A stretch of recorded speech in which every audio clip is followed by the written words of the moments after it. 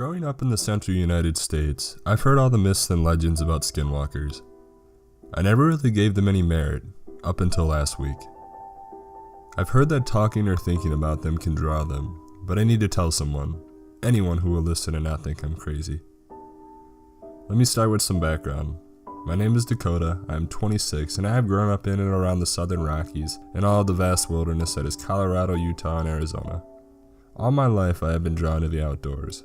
Hiking, climbing, biking, you name it, and I've done it. I'm very experienced in these activities, and I have worked as a guide and survival instructor since the age of 19. But I'm rambling, and these stories are for different times. Anyways, last Friday, I took some time off for myself, just to get back in tune with the solitude of nature. I packed all my gear, finished going through my checklist, and made sure to let some others know where I was going.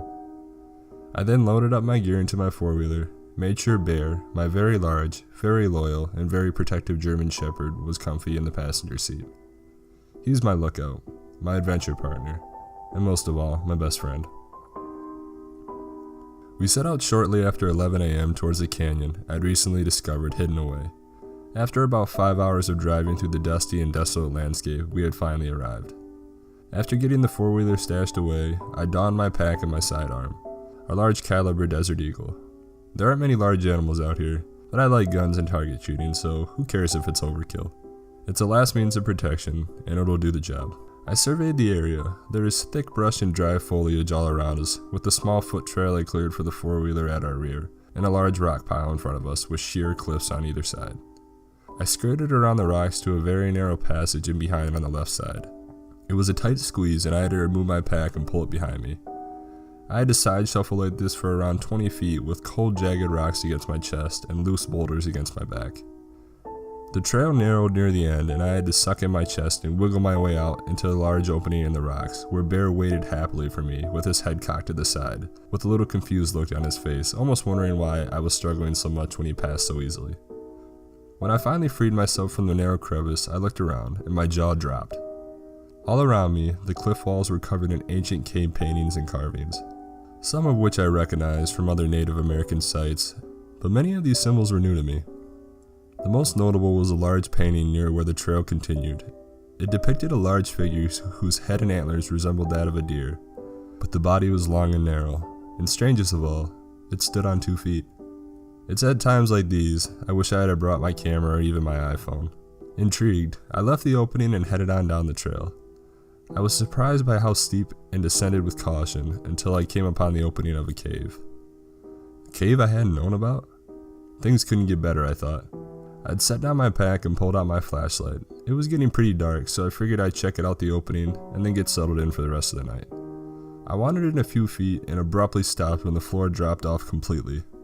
My flashlight barely penetrated the dark abyss below me. I figured that it would be better to come back in the daylight, so I headed back towards the mouth of the cave. And Bear, who had strangely stayed put, not followed me in. He must be tired, I thought, as suddenly I started to realize my own fatigue after the long day. I started a small fire with some kindling and ate my dinner along with feeding Bear. After a not quite so satisfying meal, I unrolled my sleeping bag and got comfortable with the fire by my side and the distant view of stars peeking between the distant cliff tops that sheltered me from the rest of the world. With that peaceful thought, I dozed off to the sound of the crackling fire and Bear snoring beside me. I sleepily checked my watch when I was nudged awake. It was almost 3 in the morning.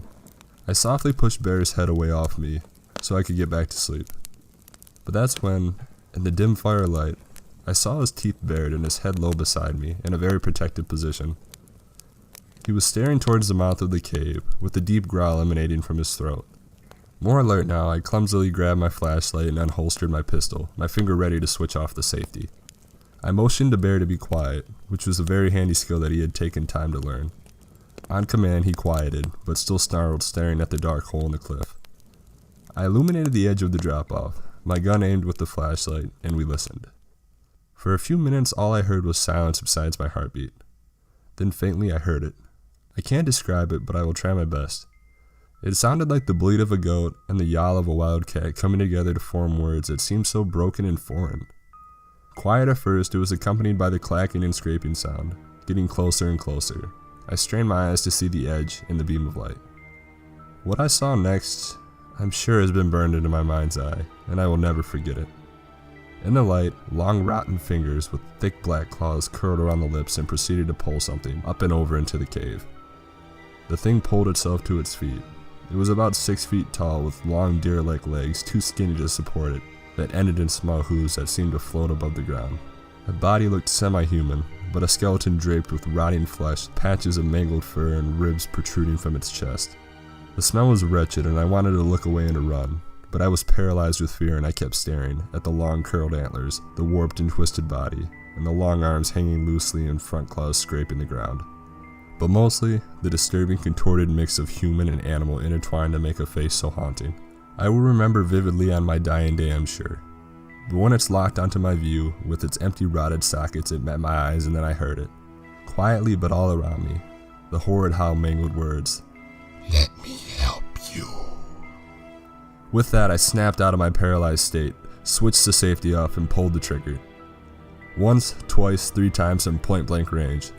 In an instant, the horrible thing before me flickered and was 2 feet to the right. I fired again and again, and this thing twitched and jerked toward me in a terrifying nightmare coming to consume my very being. I don't remember much of what happened next. Bear barking, us sprinting, flashes of gunfire, the jerking and clacking, the putrid breath on my neck, and the voice. Oh gosh, the evil voice. I remember the peak of sunlight, the roar of the side-by-side as me and Bear sped through the desert. We woke up, in our shack uninjured, but forever scarred by this experience. It's kept me awake every night, and I needed to tell somebody. To warn somebody. Please. If you see this carving of this thing, or see an unknown cave, please do not enter.